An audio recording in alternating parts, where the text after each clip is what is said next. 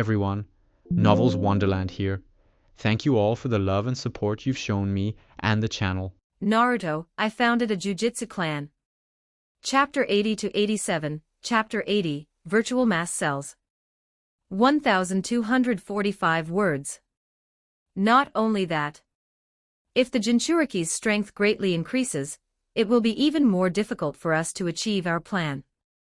Obito reminded from the side. Nagato cast a glance at this masked man calling himself Madara. He spoke indifferently. Where is that experimental subject? The other party is heading toward the land of water. The target has only two possibilities, the land of bears or the land of water. Obito spoke in a deep voice.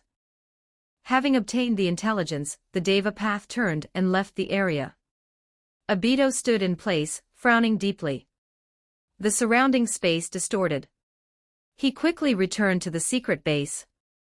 White Zetsu, standing nearby, saw Obito return and immediately said, "That experimental subject has been staying high in the sky. It's difficult to observe it closely. Have you found out the intelligence regarding those masks?" "We have the intelligence." White Zetsu nodded. Recalling the intelligence, he still couldn't help but feel a bit astonished internally. After stating the obtained intelligence, Obito immediately asked with some concern. "Dark-tailed beast. Will it affect the plan?" "It won't. When it comes down to it, it's still tailed beast chakra. To the 10 tails, it's nothing but nourishment." White Zetsu shook his head with certainty. After receiving an affirmative answer, Obito slowly breathed a sigh of relief. But thinking of Konoha, his heart was filled with unease. He half closed his eyes, pondered for a long time, and spoke with a stern tone. "Konoha has caused truly too much trouble. We must weaken them. We cannot give them the chance to cause such trouble again." "Simple. Didn't you already have a corresponding plan?" White Zetsu spoke easily. "Land of Bears." A disguised Orochimaru and Ryomen Sukuna walked on a small path. "Sukuna-kun, the hidden mist village is not that easy to infiltrate." Orochimaru spoke with a sinister smile. Sukuna snorted coldly without a care. "With your strength and mine, how hard could it be? It's been less than 3 years since the war ended. The vigilance of the hidden mist village must have greatly decreased. It's the perfect opportunity to grab some experimental subjects." Orochimaru didn't object. If it were just him alone, he indeed wouldn't have such thoughts. But with Sukuna, it was different. A market town appeared at the end of the road ahead. After the two disguised themselves, these ordinary civilians couldn't recognize them at all. They found an izakaya and sat down, preparing to eat. Some conversational voices caught Orochimaru's attention. "Really? That's Orochimaru. He was fighting a war here just a few years ago, so majestic. And now he's become a rogue ninja. Who knows what's going on? How can we understand the thoughts of those big shots? I heard he was doing some kind of human research. Even killing ANBU ninjas from his own village. He even created a monster. Extremely dangerous. The wanted poster says the other party seems to have fled in our direction." Sukuna expressionlessly took a bite of the passably delicious pork cutlet bowl, casting a glance at Orochimaru from the corner of his eye. Orochimaru put away his cold, fake smile, stood up expressionlessly, and walked outside. Not long after, Orochimaru returned. He had resumed his cold, fake smiling demeanor. He sat down beside Sukuna. "It wasn't me, Sukuna-kun. It's your old clan head." Hearing this, Sukuna paused his movements and turned to look at Orochimaru. The casualness in the depths of his eyes had dissipated. He spoke with a serious expression. "Intelligence." Reaching into his sleeve, Orochimaru took out a scroll and handed it over. Sukuna took it directly and opened it, his brows gradually furrowing deeply. It seems coming to the land of water was the right choice. Orochimaru chuckled lightly upon seeing this. Land of Water. Hidden Mist Village. Yagura Karatachi looked at the intelligence in his hand expressionlessly. The information from Konoha had largely been verified. Targeting the Land of Water. Can we be sure it's a Konoha conspiracy? Hearing the Mizuki's words, the subordinate immediately replied. We cannot be certain for now. But Konoha indeed suffered a certain amount of damage. If it's a conspiracy, the cost would be a bit too high. Yes. The cost is too high. Yagura nodded. His expression serious. Dispatch more personnel during this period to strengthen village patrols. At the same time, heighten vigilance regarding intelligence across the entire country. Pay attention to any signs of trouble. Yes. After the subordinate finished speaking, he immediately left the office. The room instantly fell quiet. Yagura lowered his head, processing various documents. A swirl appeared in the space behind him. Obito Uchiha emerged. He looked coldly at Yagura, then turned to look at the village outside the window. Is it a coincidence or? Obito grew suspicious. He hadn't forgotten meeting that strange man back then. Even though his face was covered by white zetsu at the time. But in this world, appearance wasn't the only way to determine a person's identity. Worst comes to worst, I'll destroy this place. The Land of Water is an island nation. The interior is mountainous. The climate is cool, but it is very foggy. In a large mountain range near the west, mist permeated the valleys. A fairly prosperous township was located there. The village of the Kagaya. That was its name. It was said that decades ago, a powerful ninja clan lived here. But later, they all moved away and joined the hidden mist village. Tenkia hovered in the mist on a cliff, looking down at the township below. Rich vitality. All excellent materials. An evil smile appeared on Tenkia's small face. He turned and flew into the mountains. Not long after, continuous roars of wild beasts rang out. Wild boars, tigers, brown bears, foxes, monkeys, and other beasts were enveloped in a layer of barriers and floated up, forming a circle centered around Tenkia. A faint light lit up on Tenkia's heart. Translucent substances resembling illusory cells floated out one by one. This was the final product. Created by referencing yin-yang release chakra, Hashirama's cells, and the god tree structure. Ultimately using the virtual mass technology as the core, combined with techniques like the Chimera technique. More than 10 virtual mass cells flew into this massive group of wild beasts. They immediately radiated invisible spherical ripples. The touched beasts instantly twisted. Amidst despairing, terrified roars, they were absorbed and integrated by the virtual mass cells. Formidable vitality erupted within these cellular embryos. 3 of them even birthed the aura of chakra. In this world, not only humans can possess chakra. Some animals also have chakra aptitude, which is the origin of ordinary summoned beasts. Roar. Roar. The roars of the wild beasts erupted continuously. The originally hundreds of animals instantly vanished, leaving only a dozen or so illusory embryonic light clusters. A moment later, the light clusters dissipated, revealing over a dozen deformed beasts that looked as if they had been cobbled together. 3 of them were the largest and had the strongest auras. One had a massive standing body like a bear, covered entirely in muscle and fur, strong and hard, with a pig's snout on a bear's head, and a mouth full of giant fangs. It contained the most intense vitality. Its chakra was also the most massive.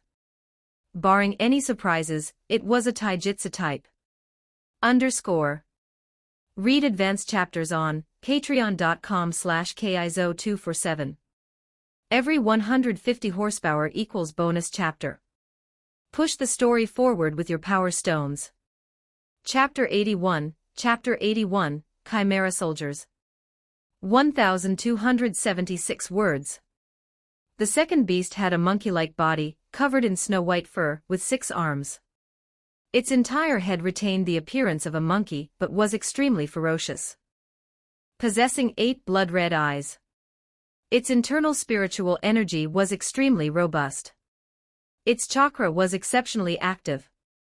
The last one had a bird's head and a human's body, draped in resplendent feathers. Its wings were like a cape.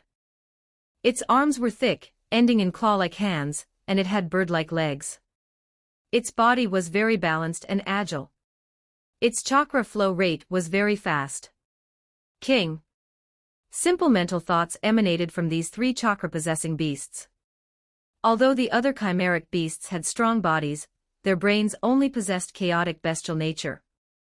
If not for the restraint placed upon them, they would likely have already started slaughtering each other. Tenkia looked down upon these beasts from above, issuing cruel orders. Go. Hunt enough prey to become strong. The bear that looked like a wild boar was the first to move, roaring at the sky and emitting a bellow that echoed through the valley. As these dozen or so monsters sprang into action, the first to suffer were the ferocious beasts and various animals on the mountain. Raccoons, crows, pangolins, the traits of various animals are all concentrated. Tenkia felt the changes in his embryonic body. His body grew slightly. Different biological traits and structures all brought about bodily growth. This growth was not a simple structural replication. Rather, like virtual mass, it leaned slightly toward a conceptual fusion. Or rather, the actual structure leaned toward a dual conceptual overlap. The virtual mass embryo core within his body absorbed the information transmitted by the separated virtual mass cells. That old thing's idea was indeed correct. The connection and transmission characteristic of chakra is essentially an informational characteristic. By utilizing it in reverse, one can reverse the source to become the ultimate organism. Or even become a god. Tenkia's eyes were filled with greed.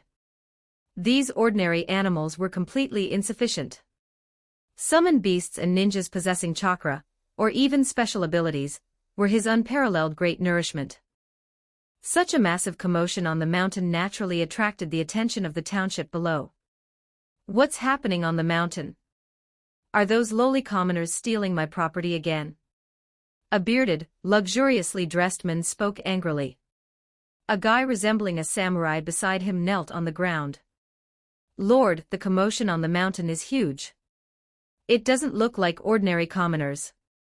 The Lord snorted coldly, his face displeased. I don't care what it is. Catch the person making a ruckus on the mountain and bring them down. I want to execute them in front of everyone as a warning to those lazy commoners. Yes. The samurai leader exited the room and immediately called 4 or 5 guards. Walking out of the courtyard, the samurai leader walked on the muddy road with a displeased look on his face. At this time, a disturbance suddenly broke out ahead. Agonizing screams seemed to come from the edge of the township. How audacious! The samurai leader looked at the edge of the township. Those guys making a ruckus on the mountain actually dared to attack the town. It seemed they weren't ordinary ronin, but rather roving bandits or even wandering ninjas. Draw swords. The samurai leader drew his katana. Chakra immediately surged onto it. A very ordinary technique, but with a high degree of completion. An average chunin in a small hidden village probably wouldn't be his match. Deal with. Before he could finish his sentence, a ferocious aura swept over, freezing the samurai leader in place. Cold sweat rolled down his forehead, his open mouth seemingly unable to close. A shadow enveloped him from the distance, then rapidly enlarged. Boom. 2 thick thighs smashed into the mud ahead, splashing mud that left a large stain on the samurai leader. The boar bear looked down upon these 7 chakra-possessing samurai from above, raising a bear paw larger than a person's chest. Monster! The samurai leader's heart was filled with terror. His hands and feet wouldn't obey his commands. He could only watch the paw strike down. Bang! His entire upper body was smashed to pieces. After a few consecutive slaps, this group of samurai, who were not even on par with genin, were rapidly killed. The boar bear didn't leave immediately. Instead, it stood among the crowd. The illusory spherical light on its body expanding. The residual chakra flowed from these corpses and rapidly entered the boar bear's body. Along with the body's information, even fragments of soul information surged into the light cluster. A moment later, all the flesh and blood vanished completely. The boar bear erupted with even denser chakra. But its physique shrank slightly. From its original height of nearly 5 meters, it became a little over 4. In the distant courtyard, crisp bird chirps suddenly rang out. The agonizing pleas for mercy from the Lord drifted over, then abruptly ceased. A ring of white cobwebs had appeared around the outer layer of the township at some point, enveloping everyone like a city wall. Tenkia flew out from the mountain, looking down at the entire village of the Kagaya from above. A faint, illusory light radiated, continuously expanding like a spherical domain, ultimately enveloping the entire village of the Kagaya. The chimeric beasts below also emitted light, merging into the massive spherical domain. All humans in this world possess physical and spiritual energy.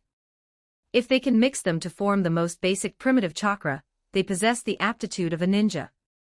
If they can circulate and refine it in their meridians, they possess the aptitude to cast ninjutsu. Therefore, although the village of the Kagaya was almost entirely made up of ordinary people, under the power of the spherical domain, it directly bypassed physical aptitude and completed the mixing, forming chakra carrying physical information. Like a torrent, it flowed toward all the chimeric beasts. Virtual mass cells also fell one by one, shaping more chimeric soldiers. As it neared its end, a burst of chakra suddenly erupted. The boar bear below shrank violently to a height of 3 meters. The giant fangs in its mouth emitted cracking sounds.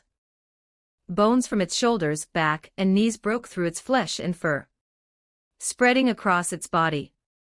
Ah! Tenkia in the sky let out a joyful sound. His embryo-like, shuttling body experienced noticeable growth. His hunched body stretched out. Grayish-white bones grew like armor. Snow-white hair grew on his bald head. His entire person instantly turned into the appearance of a 1- or 2-year-old child. Feeling his body brimming with vitality, Tenkia couldn't help but laugh out loud. Ha ha ha. Violent chakra erupted. In this instant, his willpower seemed to break through a certain critical point. Extreme willpower was poured into the chakra. The sharp willpower, along with his aura, enveloped the entire domain. All the chimeric soldiers bowed their heads and knelt on the ground in submission. Tenkia's laughter gradually ceased. He looked down at the soldiers, whose numbers had increased to over 100. I need more bloodline information. More chakra. I will bring you more chakra, king. The boar bear emitted a buzzing sound. Tenkia didn't even cast a glance. Flying high into the sky and hiding himself, the boar bear glanced at its 2 companions nearby with similar chakra levels. Without hesitation, it led all the soldiers out. On the other side, Konoha. Zenji looked at Shisui Uchiha in front of him, speaking faintly with some helplessness. So you're saying, I've been kicked out of the squad now? Read advanced chapters on patreon.com/kizo247. Every 150 horsepower equals bonus chapter. Push the story forward with your power stones. Chapter 82, Phase Shift. 1,240 words. Shisui Uchiha looked somewhat guilty, but still explained. The village is short on personnel everywhere right now. I received a transfer order. I'm truly sorry. Hearing this, Zenji knew exactly what was going on. The ANBU had lost quite a few people recently. They could only recruit new personnel. He turned to look at Genma Shiranui beside him, who also shrugged. I was transferred away too. But I'm teaming up with my old teammates again. We were originally the 4th Hokage's guards. But before our training period ended, the 4th Hokage sacrificed himself. We were subsequently split up. Now we're being gathered together again. Humph. Genma snorted softly. He was a young man after all. Unable to hide his emotions. It's good that you're together. After all, you practiced the Flying Thunder formation technique together before. Zenji spoke with a light chuckle. Internally, however, he thought of Boogie Woogie. Combined with the Flying Thunder God technique, it formed a simpler, streamlined version. This technique didn't have such high requirements for space-time talent, making it very suitable for the three of them. By the way, where's Noguchi? Genma looked around curiously but didn't see Soto Noguchi. No need to wait. He's not on the same path as us. He should have gone back to report by now. Zenji's voice rang out beside him. Genma was slightly taken aback. Then immediately formed a guess. After all, he had also served as a Hokage guard for less than a year. He had some understanding of the ANBU en route. His dissatisfaction grew even stronger internally. As the 4th Hokage's guards, they originally had a bright future. But now they had plummeted, and were even being monitored. Zenji saw through Genma's emotions at a glance. Such emotions were very normal for a teenager like him. In a few years, when he was a bit older, he probably wouldn't care anymore. But right now, it was exactly an opportunity. After chatting for a few more sentences, Shui took his leave first. He still had to return to the clan to report this matter. Genma also wanted to leave, but was stopped by Zenji. A faint glow radiated from Zenji, instantly enveloping the surroundings and forming a slight illusion. From the outside, it looked as if the two were still chatting in this small grove. In reality, Genma had already stopped talking, looking around with a suspicious gaze. Such delicate chakra. What did you do? Those capable of cultivating the Flying Thunder God technique had stronger perception than ordinary ninjas. So it wasn't surprising that he noticed this. Hold out your hand.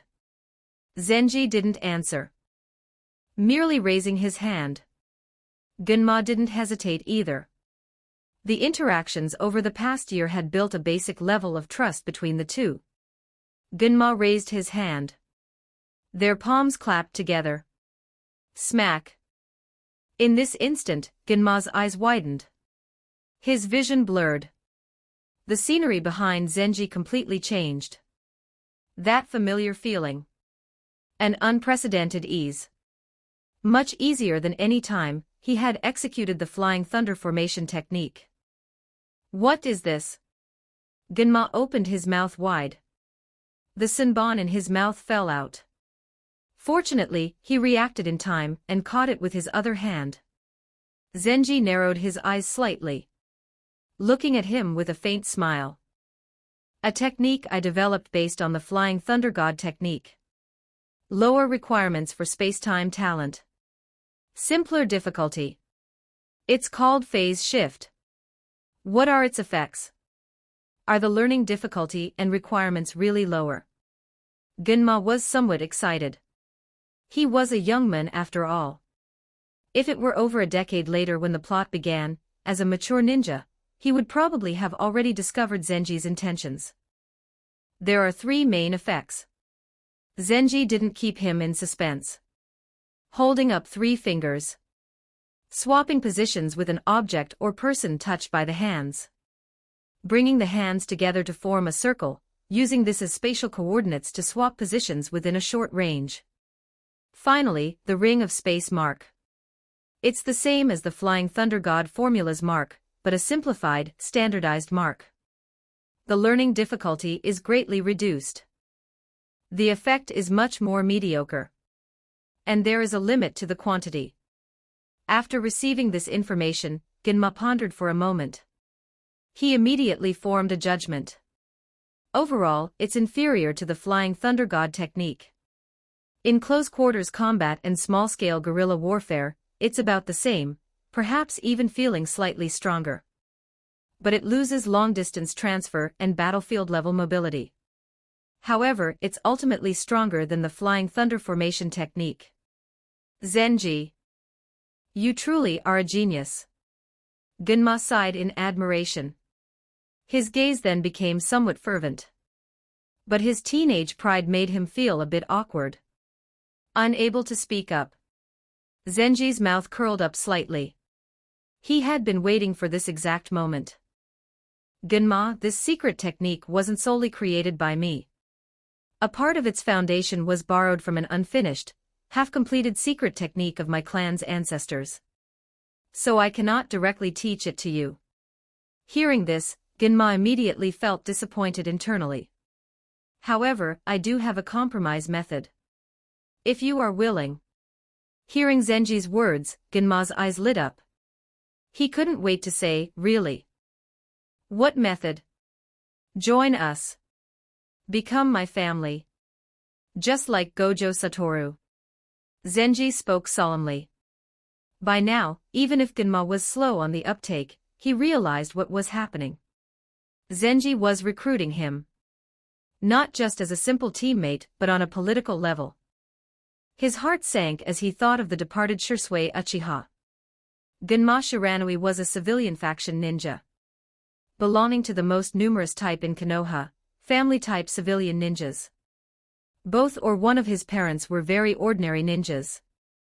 Without any notable inheritance.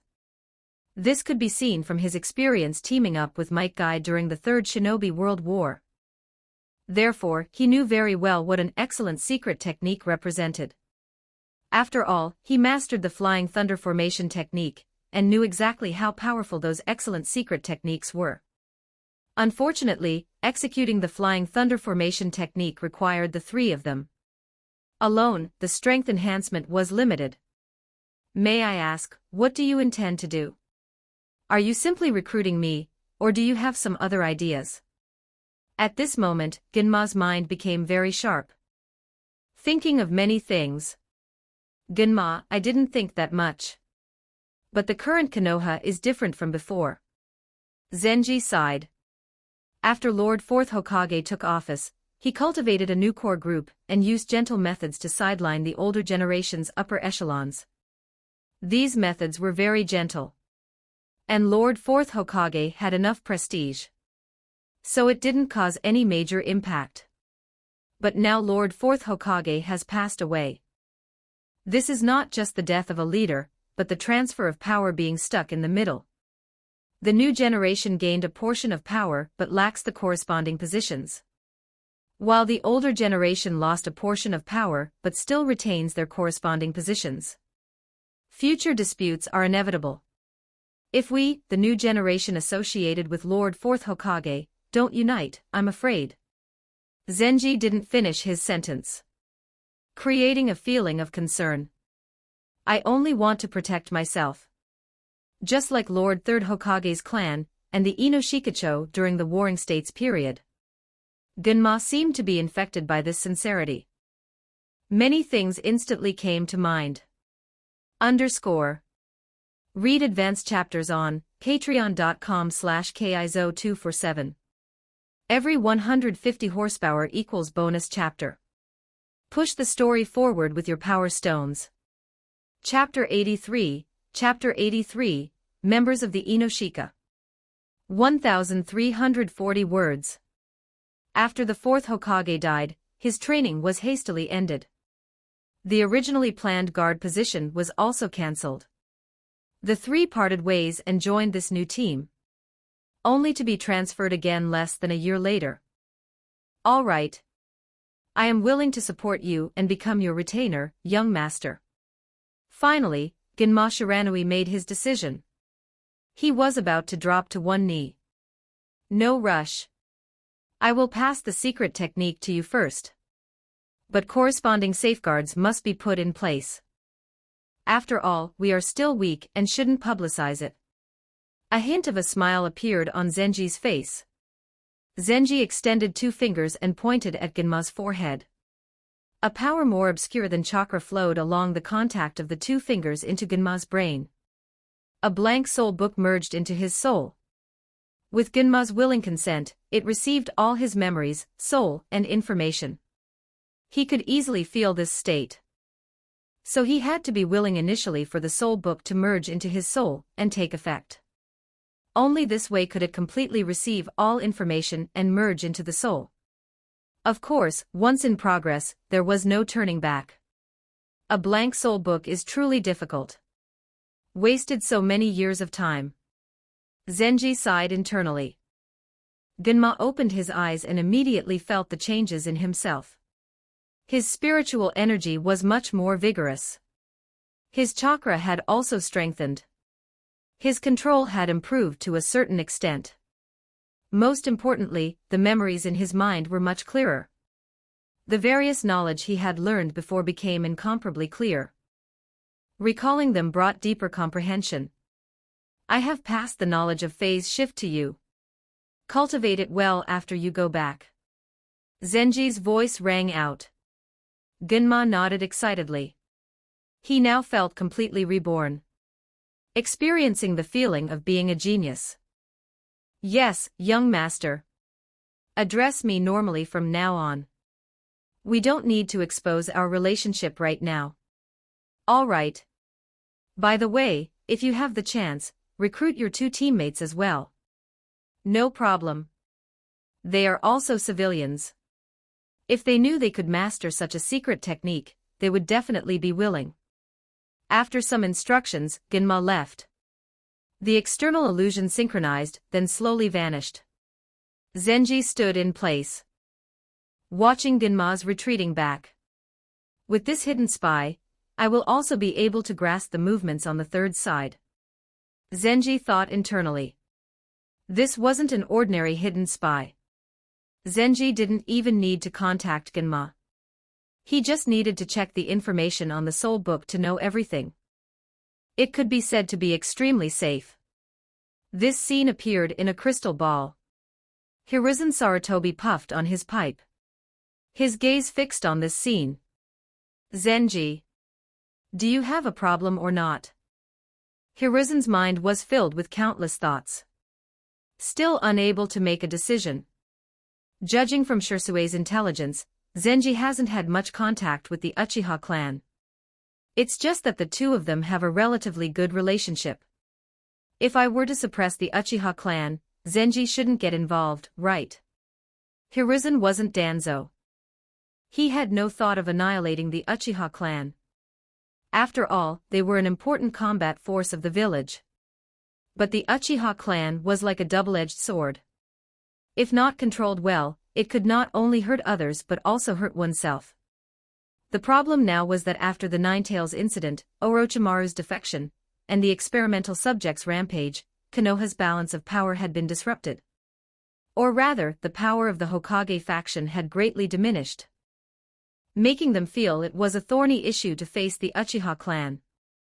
No matter how kind or mentally strong a person is, standing in front of a hungry tiger, they would still feel afraid. But if he had an automatic rifle in his hands, he wouldn't be afraid of the tiger. Because he could kill the tiger before it hurt anyone. Hiruzen was now like a person who had lost his rifle, facing the fierce tiger that was the Uchiha. Regardless of whether the Uchiha would hurt anyone, it filled him with a sense of crisis. He needed to find a way to take control of the situation. Zenji. I hope you know what's good for you and don't interact too much with the Uchiha. On the other side, Zenji walked toward the academy. Not long after, a large complex of buildings appeared in the distance. Konoha First Academy. It taught general knowledge and some specialized knowledge, mainly to cultivate ordinary management talents. The building adjacent to the training ground was Zenji's training class. As soon as he walked in, he saw Shinsuke Aoki walking toward him. Clan head. Shinsuke Aoki had already become a jonin, one of the 3 quotas exchanged previously. Besides him, the training class had 2 other jonin, both of whom were Zenji's retainers. Under the name of the training class, assign a long-term, specifically named mission to me at the Hokage building. The mission rank is best at S rank. If that's not possible, get a few A ranks. Zenji directly issued an order. Yes. Shinsuke Aoki nodded. This wasn't difficult. An S-rank mission might be a bit tricky. But A-rank missions weren't hard. Now that the enhancement technique was an indicator for jonin promotion, arranging a highest-level coach or examiner would meet the standard for 2 A-rank missions. Zenji didn't know what Hiruzen was planning. But by assigning himself 2 missions first, the other party wouldn't be able to indirectly command him through the mission system. Also buy a piece of land nearby. I want to build a factory. Yes. After checking the accounts to see how much money they had, Zenji selected a few plots of land nearby on the map. He issued the instructions and left. He left the rest for Shinsuke Aoki to handle. After walking for a long time, Zenji had just returned home when he saw Choso standing nearby. Clan head. We have 3 guests. Zenji's eyes lit up slightly. He already knew who had come. Walking into the living room of the courtyard, he saw 3 people sitting side by side. 3 seniors, long time no see. Zenji wore a light smile. His mood very joyful. Akimichi Kuryo, Nara Yudo, and Yamanaka Mitsumi hurriedly stood up. Clan head Zenji. The 3 of us have come today with a request. Oh. Please speak your minds. If I can help, I definitely will. Zenji sat aside and followed along with their words. The 3 of us have retired and are no longer ninjas. We wish to seek a position in your training class. Nara Yudo spoke, kneeling on the floor with his head bowed. The other 2 also lowered their heads. This posture didn't look like seeking a position. It looked more like submission. Zenji didn't speak. His gaze on the 3. They were jonin promoted through military merit. It wasn't that easy for them to retire. Unless it was due to death or permission from the higher-ups, it wasn't easy for a jonin to retire. With a casual wave of his hand, an invisible force enveloped the surroundings like a vast sea. Now no one can spy on this place. Tell me, what exactly do you want to do? Zenji spoke faintly. Nara Yudo didn't immediately state their intentions. Instead saying something seemingly unrelated. Lord Danzo has completely taken back the power of the Hokage assistant. Upon hearing this, Zenji immediately understood. As the Hokage assistant, Danzo not only coveted the position of Hokage, but was also wary of latecomers who might replace his position as Hokage assistant. Especially since he had made multiple mistakes over these 2 years. Even attempting to assassinate Hiruzen. It could be said there were reasons to strip him of his position at any time. Under these circumstances, he was naturally extremely vigilant toward anyone who could replace him at any moment. Read advanced chapters on patreon.com/kizo247. Every 150 horsepower equals bonus chapter. Push the story forward with your power stones. Chapter 84, The Kagaya Clan. 1,356 words. If there were no such person, even if he made some mistakes, he wouldn't be replaced immediately. With such thoughts, he naturally suppressed Shikaku Nara. After all, Shikaku Nara had already practically taken over the work of the Hokage assistant. It wasn't impossible for him to be replaced. No wonder the 3 of you retired so easily. Zenji spoke softly. And then? Nara Yudo looked at Zenji, who was not yet 10 years old. A hint of determination flashed in the depths of his eyes. Since the decision had already been made, there was nothing to hesitate about. Moreover, having such a mind and such strength at less than 10 years old, he was indeed an excellent choice. The 3 of us not only retire from active duty, but also resign from all clan businesses. From now on, we are willing to serve you as our lord. The three prostrated themselves on the ground and spoke respectfully. Zenji looked at the three of them. Konoha's ninja clans all had their own businesses to varying degrees. For example, the Nara clan had a deer breeding base. The deer antler velvet from there was a very popular product. The Akimichi clan had several barbecue restaurants in the village, and also ran a business dealing in food pills and some medicinal preparations. The Yamanaka clan was a bit special. They didn't have an exclusive business, but most of their clan members held positions in the interrogation department. So they didn't lack financial sources. I know what you want. Accept these three powers and you will get what you desire. Zenji casually waved his hand. 3 soul books slowly floated out and landed on top of their heads. The moment the books touched the three, they merged into their souls. The fusion was completed very smoothly. None of them had any contrary thoughts in their hearts. This scene made Zenji sigh somewhat. Hiruzen Sarutobi, oh Hiruzen Sarutobi. You probably didn't expect that the first to defect to me would be your steadfast allies all along. Hiruzen had been Hokage for 30 years. Had collaborated with the Ino-Shikacho clans for 30 years. He subconsciously believed that the 3 clans were absolutely reliable and could understand each other. Therefore he overlooked a very practical problem. The current 3 clan heads of the Ino-Shikacho were not the previous generation, who had coordinated with him for 30 years. The 3 opened their eyes. All showing joyful expressions. Especially Akimichi Kuryo and Yamanaka Mitsumi. They didn't expect to also receive such special secret techniques. Thank you, Lord Clan Head, for this bestowal. All 3 were very excited. They were all Jonin. Having a deep mastery and understanding of their own clan's secret techniques. That was why they were clear enough about just how powerful and suitable the secret techniques bestowed by Zenji were for their cultivation. As long as they fully mastered them, they were confident their strength would reach a higher level. From now on, join the training class. Just act as ordinary training instructors. There's no need to expose our current relationship. Zenji's indifferent voice rang out. Yes, clan head. After receiving their orders, the 3 retreated. Zenji stood in front of the courtyard, looking into the distance. That was the direction of the Land of Water.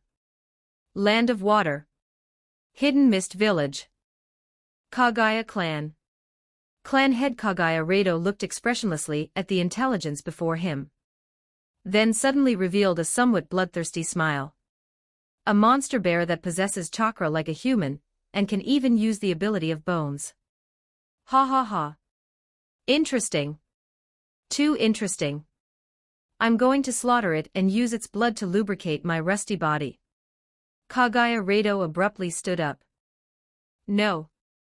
A robust Kagaya clansman nearby also stood up.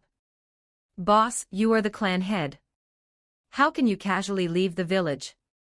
That person looked straight at Kagaya Rado. Spoke with righteous indignation.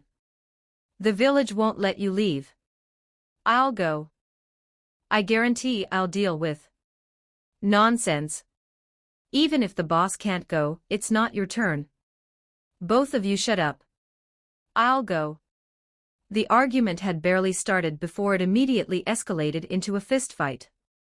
The Kagaya clan ninja who brought the intelligence covered his forehead somewhat helplessly. He couldn't help but roar loudly. Idiots! Can you finish reading the intelligence first? Everyone's movements paused. Kagaya Rado knocked down the person who objected first with a single punch. He picked up the unread intelligence and continued reading. Hundreds of monsters. Multiple ninjas have already been killed, including for Jonin. Kagaya Rado's face was full of disdain. A bunch of trash. Those Jonin in the village are indeed a bunch of trash. They can't even deal with an impostor of ours. The Kagaya ninja with a bruised and swollen face stood up and spoke. The injuries on his face healed at a speed visible to the naked eye. He dared to object to Kagaya Rado, the clan head, naturally because his strength was very high. With so many people, you definitely can't handle it alone. I'll go with you. I want to go too. Right, count me in. A room full of Kagaya elites immediately clamored. No one wanted to miss this opportunity. As a clan of total battle maniacs, the Kagaya clan was the one that most adapted to the Hidden Mist Village's blood mist policy. They wished they could slaughter every day. It would be best if the whole world was always like the Great War a few years ago.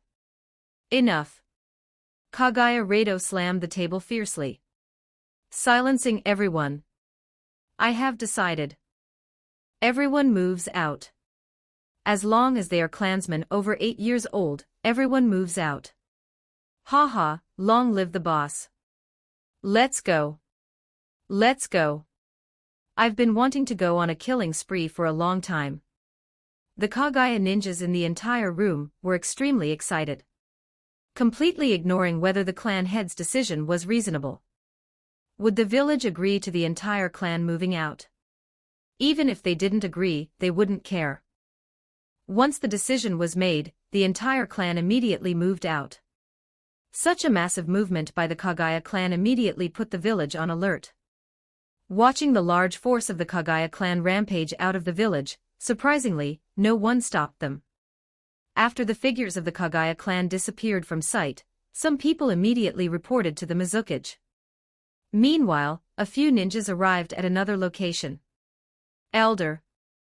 Almost the entire Kagaya clan has moved out, leaving only children under 9 years old.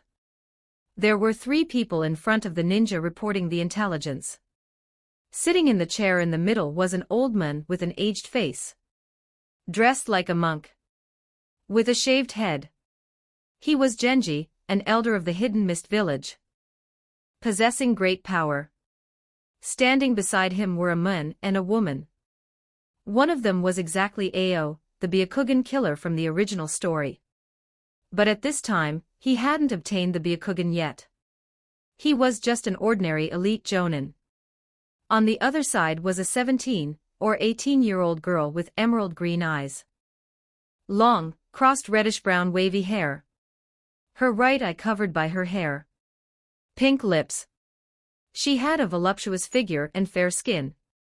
It was none other than Mei Terumi, the future 5th Mizukage. Pay close attention to the Kagaya clan, especially their battle with those monsters that suddenly appeared. Genji spoke slowly. Yes. The ninja received the order and slowly retreated. Genji narrowed his eyes slightly, breathing a sigh of relief internally. It wasn't just Konoha that had a large ninja clan difficult to deal with like the Uchiha clan. The Hidden Mist Village had a similar problem. That was the extremely belligerent Kagaya clan. Ever since the end of the Third Shinobi World War, especially after being forced to sign the peace treaty, the Kagaya clan had become extremely dissatisfied. Being so extremely belligerent that they disregarded life and death, they were very unhappy with this situation. Read advanced chapters on patreon.com/kizo247. Every 150 horsepower equals bonus chapter. Push the story forward with your power stones. Chapter 85, Movements of the Hidden Mist Village. 1,308 words.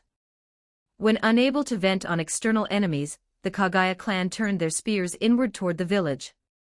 At such a time as the 4th Mizukage, Yagura Karatachi did not intervene or pacify them. Instead, he adopted policies that seemed to indulge them. Although the previous Hidden Mist Village was also known as the Blood Mist and had cruel internal rules, it was not as cruel as the current Blood Mist Village policy. The most famous of these was the ninja graduation exam. Previously, the exam only allowed killing opponents. Now, it mandated killing half of them, imposing a rigid death toll. There were countless other cruel rules. The Kagaya clan's favorite was being allowed to kill comrades during missions as long as the mission succeeded. Yagura. Genji slightly opened his eyes. Recalling Yagura Karatachi's changes over the past 2 years, his heart sank. he indeed has become somewhat problematic. Turning to look at Mei Terumi, Genji's voice slowly rang out. Mei. Your judgment is correct. Mei Terumi nodded with a heavy expression. Ever since the end of the Third Shinobi World War, she had felt there was a problem with the Mizukage. The formulation of certain policies, his way of handling matters, and even his entire demeanor, were completely different from the Yugura Karatachi she once knew. Thinking of his battle with the Uchiha of Konoha, she had always harbored suspicions. Elder. I suspect Lord Mizukage is under an Uchiha genjutsu. But fearing to alert the enemy, I haven't taken any action. Mei Terumi spoke softly. Lord Mizukage is a Jinchuriki. Ordinary genjutsu simply won't work on him. And breaking it won't be that easy either. Ao, standing nearby, spoke with a heavy face. Genji nodded. Not acting rashly was correct. And right now it was just a guess. They weren't sure what kind of method was used. Specific actions can be discussed. But before dealing with the internal crisis, we must confirm that the Kagaya clan has left the village. Yes. The land of water is mountainous and foggy. As an island nation, plains are a very precious resource. As the daimyo of the land of water, he possessed the largest plain territory. The daimyo's residence, serving as the national capital, was built on one of these plains. At this time, the Boar-Bear was leading a force of hundreds, advancing toward the daimyo's residence. Almost all the chimeric soldiers in the entire force had awakened chakra. Those who hadn't awakened had either died in battle, or been absorbed by other chimeric soldiers. Besides the chimeric soldiers on land, a flock of bird beasts flew in the sky. Leading them was precisely the bird-headed beast. One of the three beasts to awaken chakra first. It slowly descended, looking at the Boar-Bear with some confusion. Isn't our target the Hidden Mist Village? Why are we going to the daimyo's residence? The bird-headed beast's crisp voice rang out, full of confusion. The Boar-Bear turned its head and cast a cold glance at the bird-headed beast, only speaking after a moment. I've studied the relationship between the Hidden Mist Village and the daimyo's residence. As long as the daimyo's residence is in danger, that group of ninjas hiding deep in the mountains will take the initiative to appear before us. These words made the bird-headed beast even more confused. Don't we already know the general direction of the Hidden Mist Village? Just going straight there is enough. Hearing this, the Boar-Bear didn't even have the thought of explaining. Turning its head and continuing forward. Ignoring this stupid bird. Stupid bird. Don't you even consider if we can beat them? A mocking voice rang out from the side. The spider monkey, wearing luxurious clothes, sat on the head of a massive chimeric soldier. As they absorbed more information and chakra, the three of them with the highest degree of evolution became increasingly human-like. Especially the spider monkey. Standing about 1.6 meters tall. Wearing luxurious clothes. With skin as white and bright as silk. And a head of smooth white hair. If not for its 6 eyes, it truly looked just like a human. Stinking spider. What did you say? The bird-headed beast instantly bristled. The feathers all over its body shining. That was all chakra. Various nature transformations casually converting within. You haven't forgotten our mission, have you? It's to become stronger and obtain more information. Not to engage in meaningless battles. The spider monkey lay on its side, not caring about the chakra fluctuations nearby at all. The sharp fangs in the bird-headed beast's mouth ground together as it glared fiercely at the spider monkey. Behave yourselves. A cold voice rang out from the front. Both of their hearts jolted. They immediately withdrew their chakra. The Boar-Bear looked into the distance, speaking slowly. 2 more cities and we'll reach the daimyo's residence of the land of water. Clear them out at the fastest speed. Yes. Amidst the uneven shouts, many roars were mixed in. Although all had obtained human information and chakra, not all chimeric soldiers completely symbolized human evolution. After issuing the order, the army of hundreds immediately accelerated, charging toward the city whose outline was already visible ahead. And dozens of miles behind them, over 200 ninjas of the Kagaya clan were running continuously. One of the Kagaya ninjas looked ahead, suddenly noticing something. He hurriedly ran over. "Boss. This direction seems to be Hanami Castle. Behind it is Matsumoto Castle. And further back is the daimyo's residence." Kagaya Rado's expression became slightly serious. He was the clan head after all. He had some understanding of politics. "These guys' target is the daimyo. Don't worry about it. As long as we annihilate them, it's equivalent to nothing happening." The boss is absolutely right. The clan head is right. Kill them. The emotions of the surrounding Kagaya clan members ran high, killing intent permeating the air. Some people's eyes were blood red. Ninjas are very fast and have strong stamina. When they approached Hanami Castle, almost no one was panting. Not even the teenagers around 10 years old were panting. Hanami Castle, illuminated by moonlight, radiated the glow of fire. The giant city gate had been directly smashed open with a large hole. There were collapsed sections nearby. 2 chimeric soldiers stood by the city wall. One had a carapace all over its body, like a combination of a crab and a lobster. The other resembled a crocodile. "So many people." The chimeric crab spoke immediately upon spotting the Kagaya clan. The next moment, a pale figure charged over. The chimeric crab and chimeric crocodile were like cannonballs, smashing into the city wall. Boom! Boom! The 2 soldiers were embedded entirely into the city wall, cracks spreading across it. A fist imprint was caved into the chest of the crocodile soldier. Fresh blood flowed from its mouth. On the chest armor of the other crab soldier, only shallow imprints and a few fine cracks appeared. 2 small eyes glared fiercely at Kagaya Rado. "What a tough guy." Kagaya Rado grinned. White bones rapidly grew from his arms and shoulders, twisting and wrapping around his arms to turn into 2 large spears resembling drills. Instantly turning into a white blur, the 2 drill spears slammed into the 2 soldiers, directly piercing through their defenses. Large holes were blasted through their entire bodies.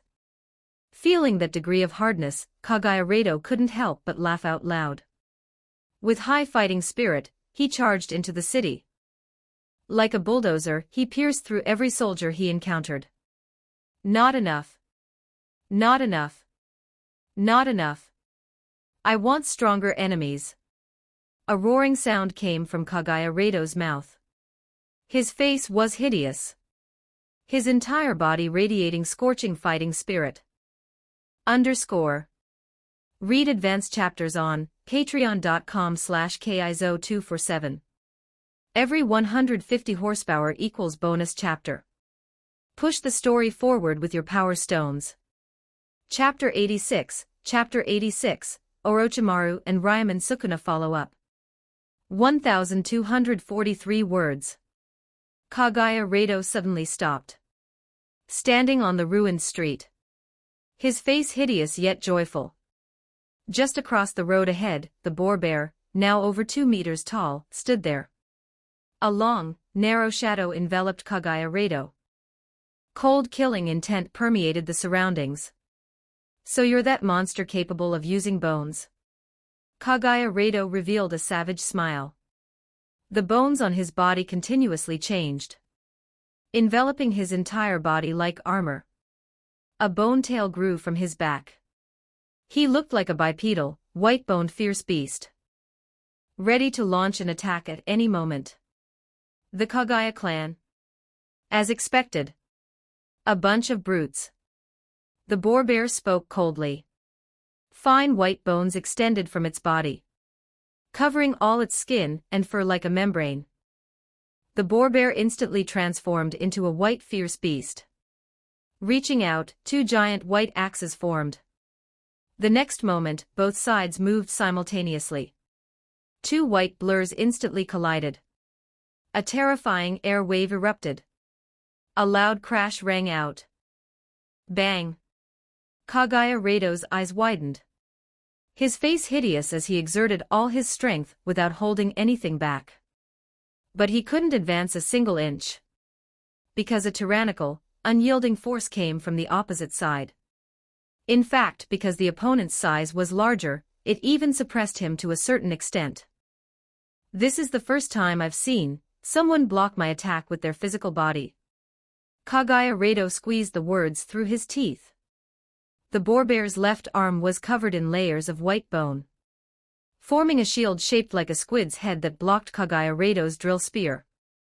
Then it seems your experience is truly shallow. The boar bear spoke with a cold, disdainful face. The hideous Kaguya Rado didn't retort. But the drill spear in his hand suddenly changed. The bone drill suddenly began to spin. Faster and faster. Emitting a piercing sound. It even sparked rings of fire. Yet only left a tiny mark on the squid head shield. This effect made even Kaguya Rado reveal a hint of astonishment. It was the first time his attack hadn't caused piercing damage. How did you do that? It wasn't surprising that Kaguya Rado was astonished internally. Both were bone abilities. And the opponent's chakra was weaker than his. How could it be stronger than his? The boar bear's chakra quantity was massive. But its quality was average. The enhancement effect on its body was far weaker than Kaguya Rado's. Under these circumstances, it was purely a difference in bone hardness. Their physical strength was similar. One had massive chakra, the other had higher quality chakra. Both possessed beast-like combat instincts. The battle entered a war of attrition. But the boar bear could form stronger bones, giving it the upper hand in defense. In terms of offense, it also made up for the gap in chakra quality. Not just the boar bear, almost all the beast soldiers were extremely tyrannical in defense. With the enhancement of chakra, they were far stronger than the flesh and blood bodies of these ninjas combined with chakra. The hidden mist village ninjas secretly following them watched this scene in disbelief. What a fierce battle. It's my first time seeing someone fight so fiercely against the Kaguya clan in close combat. Why does it look like the Kaguya clan is losing? One of them stared dumbfounded at the battle in the city. What strong close combat ability. To actually be able to suppress the Kaguya clan. Another person observing the distance suddenly noticed something. He spoke in astonishment. The situation is a bit bad. Kaguya Rado seems to be losing. The others were greatly shocked. They hurriedly looked over. Only to see a scene they couldn't believe. The giant white bear-like monster grabbed Kaguya Rado. Thread-like white hairs pierced into his body. Surging chakra flowed from Kaguya Rado's body, traveling along the white hairs into the boar bear's body, where it was devoured and absorbed. Kaguya Rado's eyes rolled back. His face, bleeding from the 7 orifices, gradually shriveled up. His entire person rapidly turned into a dried corpse. The bones, having lost chakra, began to decay and flake off piece by piece. The strength of the boar bear's entire skeleton skyrocketed. The intensity of its surging chakra clearly reached a higher level. More information deepened and enhanced its bone abilities, elevating the breadth, scope, and depth of the entire ability. Various changes caused the boar bear to roar directly at the sky. Roar. The beast's instinctual will began to deeply permeate its chakra, elevating its quality. That naked, fierce beast will, transformed through chakra, became a brutal aura-targeting instinct.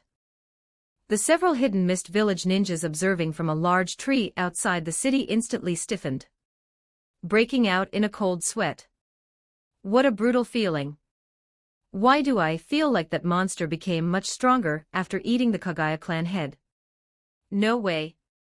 How could it have such an ability? The hearts of the three tightened. They exchanged a glance. Although they found it somewhat hard to believe, as qualified ninjas, they had already formed a judgment.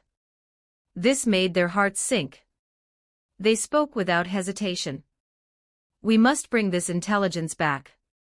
Having reached a unanimous decision, the three immediately arranged their tasks. Two ninjas quickly returned.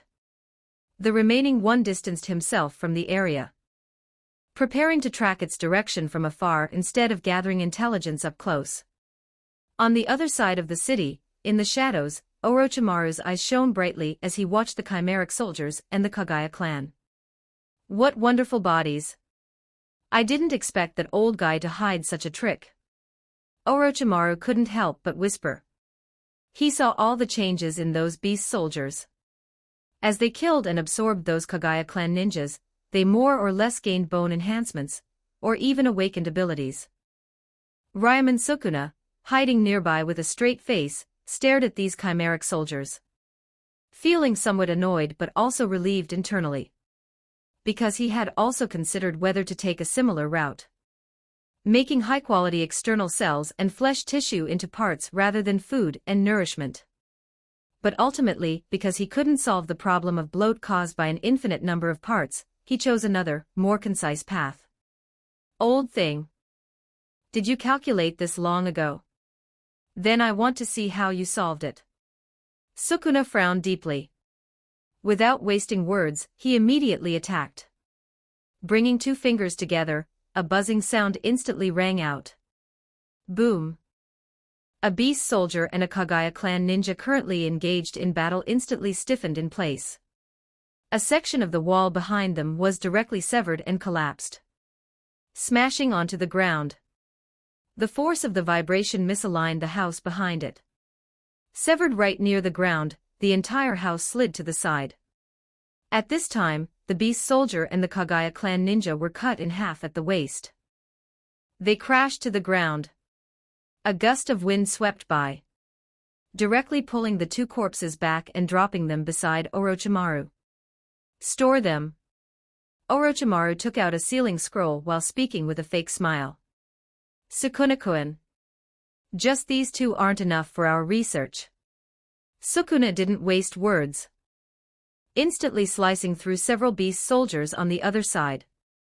Orochimaru, holding the sealing scroll, followed closely behind, collecting 50 or 60 beast soldiers and Kagaya clan ninjas in a short time. But right at this moment, a crisp sound rang out. Read advanced chapters on patreon.com/kizo247. Every 150 horsepower equals bonus chapter. Push the story forward with your power stones.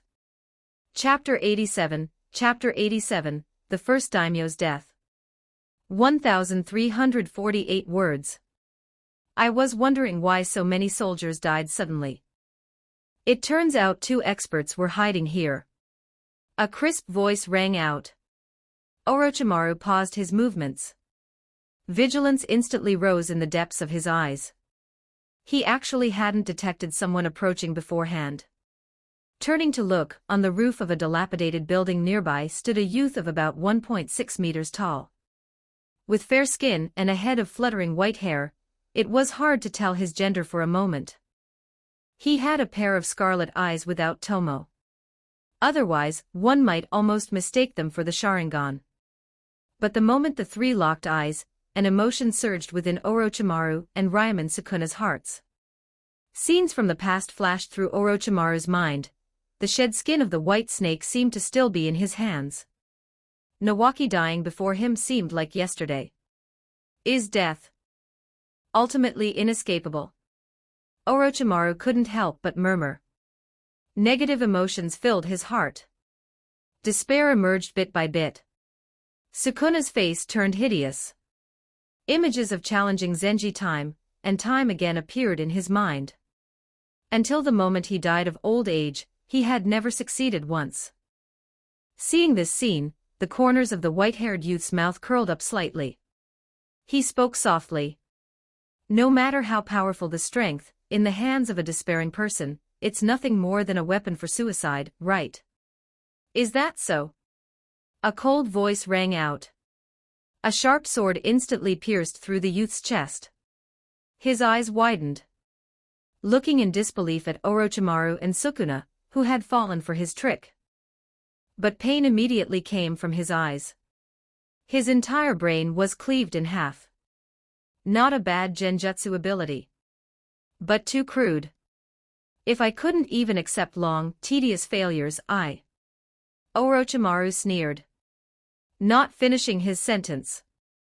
On the other side, the Orochimaru who had fallen for the trick instantly collapsed into a pile of venomous snakes.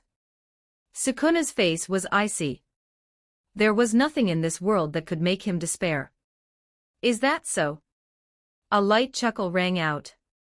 The youth, with only half a head left, revealed a hint of a smile at the corner of his mouth. It seems I still have a lot of room for improvement. As his voice fell, the youth's body suddenly dispersed, turning into strands of spider silk. Those two scarlet eyeballs smashed onto the ground, finally collapsing into white spider silk. On the other side, standing on a giant spider web, one of the spider monkey youth's 6 eyes suddenly turned from red to a deathly pale color. It quickly closed. A streak of blood flowed from the corner of the eye. Too crude. It seems it still needs improvement. The spider monkey turned to look in the direction of Orochimaru and Sukuna. Just as he was about to send a few more eye clones, he heard the sound of wind howling overhead. The bird-headed beast leaped up, its cape-like wings spreading open as it hovered in midair, looking down at Orochimaru and Sukuna's direction. Each and every feather flickered with light. Massive chakra erupted like flowing light. An immense amount of red feathers formed instantly, bursting into flames the next moment. Orochimaru and Sukuna immediately looked up to the sky.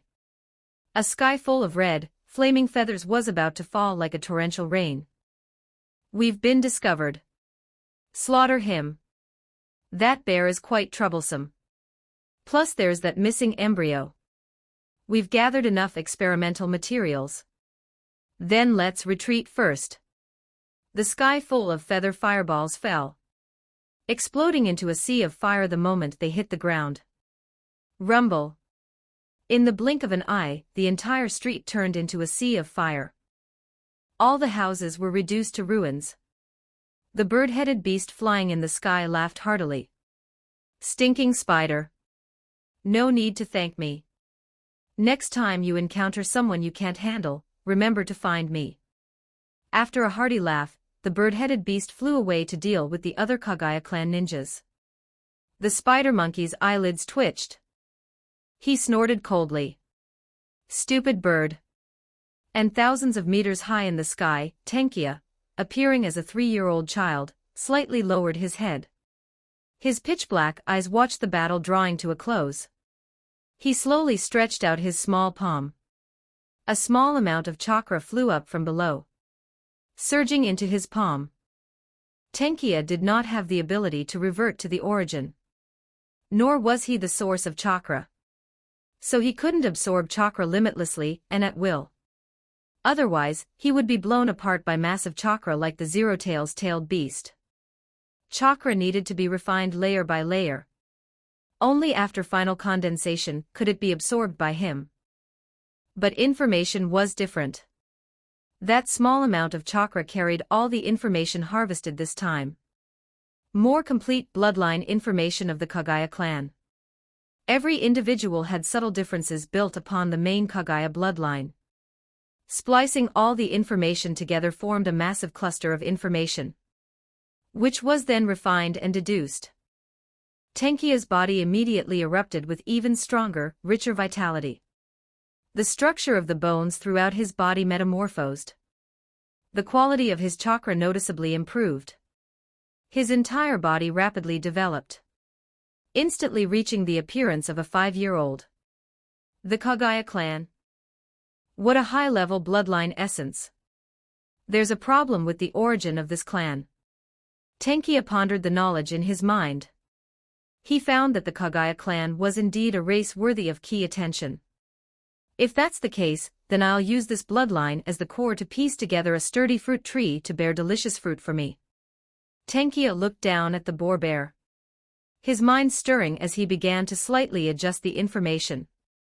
At the same time, he dropped a massive amount of virtual mass cells, creating even more soldiers. Not long after, the group set off again. Daimyo's residence of the Land of Water. The daimyo of the Land of Water was a middle-aged man. He sat on the main seat, his arms around two women. A song and dance performance was underway in the hall. The retainers nearby were drinking fine wine, presenting a lively scene. A sudden roar rang out in the distance, directly drowning out the music. Even a slight tremor could be felt from the ground. What happened? The daimyo of the Land of Water spoke, somewhat displeased. The samurai outside the door immediately rushed in, but they didn't know what had happened either. Just as a senior retainer nearby was about to say something, the sound of chaotic, panicked footsteps rang out. Several ninjas and samurai rushed in looking disheveled, immediately shouting anxiously, "Lord Daimyo! Many monsters have appeared in the city. They have now broken through the main gate. Please flee with us quickly." After speaking, the group was about to rush toward the daimyo, which immediately triggered a reaction from the retainers nearby. Insolence! Are you trying to take the daimyo hostage? Several retainers drew their swords and blocked in front of the daimyo. My lords, there's no time. One of the ninjas said anxiously. Take Lord Daimyo and leave quickly, otherwise. Before he could finish his sentence, white-bone steel needles pierced through this ninja's skull. While the others were stunned and shocked, the boar bear aimed its hand at the entire room. Like a machine gun, a massive number of steel needles erupted, instantly killing everyone, including the daimyo. According to the common sense in my memories, we've really stirred up a hornet's nest in the entire Land of Water. The bird-headed beast stood nearby, speaking excitedly. He loved fighting. The battles earlier had been so satisfying. I'm afraid this isn't enough. Why don't we hang the daimyo's corpse up? Then let the civilians of the entire city walk out alive. And even let some low and mid-level nobles go. The spider monkey youth spoke with a light chuckle. This way, it's absolutely impossible for the hidden mist village to remain indifferent. Read advanced chapters on patreon.com/kizo247. Every 150 horsepower equals bonus chapter. Push the story forward with your power stones. Don't forget to like and subscribe to Novels Wonderland.